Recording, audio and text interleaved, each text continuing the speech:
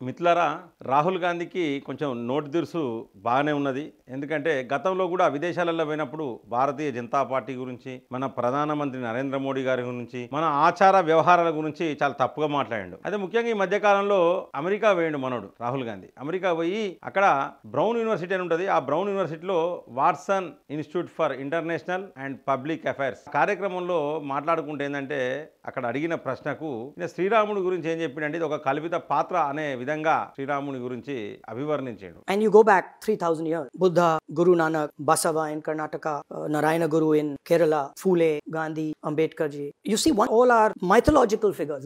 Lord Ram was of that, where he was forgiving, he was compassionate. So I don't consider what the BJP says. మరి దీన్ని హిందూ సంఘాలు, Bharatiya Janata party ప్రతి ఒక్కరు కూడా తప్పు పట్టిండ్రు. అయితే ముఖ్యంగా నేను చెప్పేది ఒకటే, మనం వేరే దేశం పోయినప్పుడు నీ గురించి నువ్వు మాట్లాడు. అక్కడ కాంగ్రెస్ పార్టీ మంచిగా ఉన్నది, లేకపోతే నేను తోపు, మా రేవంత్ రెడ్డి తోపు, మా సిద్ధరామయ్య తోపు, మేమేం స్కాములు చేయలే, మేము మంచోళ్ళము అనేది విషయం చెప్పు. కానీ అడిగి పోయినాక మన భారతదేశం గురించి, మన భారతీయుల గురించి అనవసరమైన చెత్త వ్యాఖ్యలు చేయకు. ఎందుకంటే మన భారతదేశ గౌరవాన్ని కాపాడాల్సిన బాధ్యత భారతీయులు అందరి మీద ఉన్నది. మరి నువ్వు భారతీయునుగా కాదా అనేది నేను ప్రశ్నిస్తా ఉన్నా. ఇట్లారా గతంలో అద్దంకి దయాకర్ కూడా శ్రీరాముడు మీ చిన్నయ్యారా అని చెప్పేసి ఇష్టం వచ్చినట్టు మాట్లాడాడు. తర్వాత వివరణ ఇచ్చి ఏం చెప్తాడంటే శ్రీరామునికి మొక్కుడే బీజేపీని తొక్కుడే అన్నాడు. ఆయనే అంటే ఏంది, శ్రీరాముని గౌరవిస్తానా, నా వ్యాఖ్యలను వక్రీకరించిండ్రు భారతీయ జనతా పార్టీ వాళ్ళు, ఆర్ఎస్ఎస్ వాళ్ళు, ఇక బీజేపీ సోషల్ మీడియా ఎట్లుంటది, గింతుంటే గింత ఎత్తది అని చెప్పేసి రకరకాల ఇంటర్వ్యూలు ఇచ్చిండు అద్దంకి దయాకర్. మొన్న నిర్మల్లో జరిగిన సమావేశంలో మాట్లాడిన మాటల్ని కొంతమంది దుర్మార్గులు వక్రీకరించి ఫేక్ ని క్రియేట్ చేసి క్రాప్ చేసి రాముణ్ణి నేను తూలనాడినట్టుగా ప్రచారం చేసేదాన్ని నమ్మొద్దని నేను విజ్ఞప్తి చేస్తున్నా. మా సగర సంఘం మిత్రుడు శేఖర్ తో పాటు చాలా మంది నాకు ఫోన్ చేసి అన్న విషయంలో వీళ్ళు తప్పుడు ప్రచారం చేస్తున్నారు కాబట్టి మీ వివరణ ఇవ్వాలని చెప్పి అన్నందుకు నేను మీ ముందుకు వచ్చిన. రాముడు అందరి వారు, రాముడు బీజేపీ వాళ్ళకు మాత్రమే సొంతం కాదు.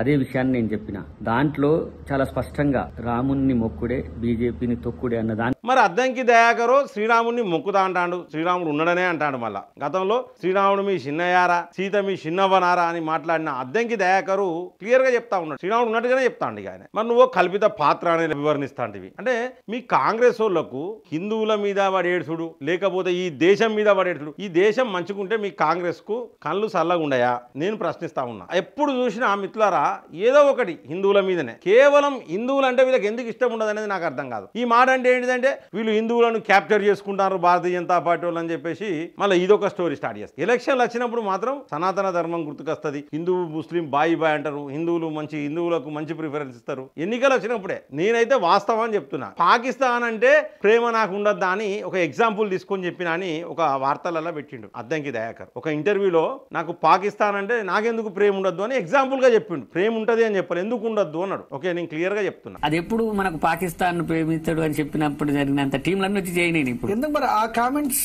కట్టుబడి ఉన్నారా మీరు? ఇప్పుడు చేసిన పాకిస్తాన్ ప్రేమిస్తున్నా అన్న కామెంట్స్ అది అన్నది ఏంది ఒకసారి వీడియో తీసి చూడరా, దాని పూర్తి కాంటెక్స్ట్ చూడకుండా పాకిస్తాన్ ప్రజల్ని ప్రేమిస్తున్నారు కానీ అది మాత్రం ఇంకా సర్క్యులేట్ అవుతుంది. మొన్న కూడా చూసి నువ్వు ఎగ్జాంపుల్ కూడా పాకిస్తాన్ అంటే ప్రేమ ఉంటది అనే ఎగ్జాంపుల్ కూడా తీయద్దు. నువ్వు పాకిస్తాన్ ఎగ్జాంపుల్ తీసుకొని నాకు ఎందుకు ప్రేమ ఉండద్దు అని ఎందుకు అనాలి, నాకు టెర్రరిస్టులు అంటే ఎందుకు ప్రేమ ఉండద్దు అని ఇట్లా ఎగ్జాంపుల్స్, ఇటువంటి ఎగ్జాంపుల్స్ తీసుకోవద్దు. ఎందుకంటే ఇది దేశానికి సంబంధించింది. ఈ విధంగా మాట్లాడితే ఏంటంటే దేశద్రోహం కేసులు పెట్టాలి మీ మీద. ఇప్పటికీ కూడా మీ మీద దేశద్రోహం కేసు పెట్టలేదు, పెట్టాలి. వాస్తవానికి ఎగ్జాంపుల్స్ కూడా తీసుకోవద్దు. పాకిస్తాన్ అంటే ప్రేమ ఉన్నది అని కల కూడా రాదు మీకు. కలత్త కూడా పాపం. అది మనం పోరాడేది ఎవరితోని? ఫస్ట్ నుంచి వెళ్ళి పాకిస్తాన్ తోని. ఆడ 28 మంది చచ్చిపోయిన, అందులో 26 మంది భారతీయులు పహల్గామ్ దాడిలో. ఈ అన్ని దాడులు జరుగుతా అంటే మీకు ఒక ఆలోచన వస్తలేదా? మేము 50 సంవత్సరాలు పాలించినాం, ఈ ఉగ్రవాదం లేకుండా మేము చేయలేకపోయినామనే ఫీలింగ్ మీలో కలుగుతలేదా? మిత్రులారా వీళ్ళు ఏం చేస్తారంటే యువలకు ఉద్యోగులను మా బిడ్డని ముద్దు పెట్టుకున్నట్టున్నది ముచ్చట. కులగణన జనగణన చేయాలని కేంద్ర ప్రభుత్వం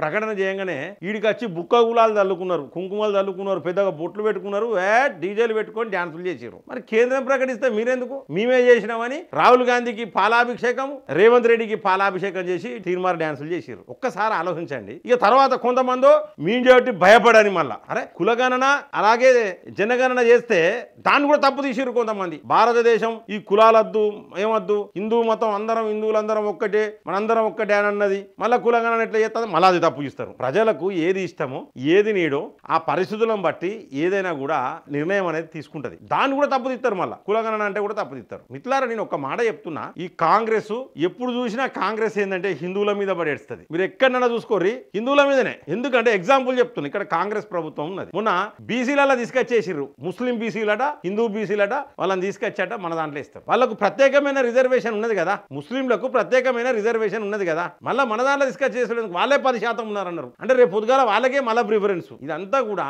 ఏంటంటే మనకు వ్యతిరేకమే. మరి అందులో క్రిస్టియన్ బీసీలు లేకపోతే ఇంకా వేరే బీసీలు చాలా ఉంటాయి బీసీలలో, మరి వాళ్ళని పెట్టలే. అంటే నేను ఎందుకు చెప్తున్నా అంటే ఎప్పుడు చూసినా హిందువులే టార్గెట్ గా ఈ కాంగ్రెస్ పనిచేస్తుంది. ఎందుకంటే ఓటు బ్యాంకు కోసం వాళ్ళ గంప గుత్తనట్టుగా ఆ ఓట్లు అనేది గంప గుత్తగా కాంగ్రెస్ కు పడతాయి. అందుకనే వాళ్ళంటే ప్రేమ, కేవలం ఓట్ల కోసం మాత్రమే వాళ్ళంటే ప్రేమ. ఇట్లారా దీన్ని ఖచ్చితంగా ప్రతి ఒక్కరు అర్థం చేసుకోండి. ఖచ్చితంగా ఈ రాహుల్ గాంధీ మాట్లాడిన ఈ మాటలకు క్షమాపణ చెప్పాలని చెప్పేసి డిమాండ్ చేయాలని చెప్పేసి కూడా నేను ఈ సందర్భంగా కోరుకుంటూ సెలవు తీసుకుంటున్నాను. జై హింద్, జై భారత్.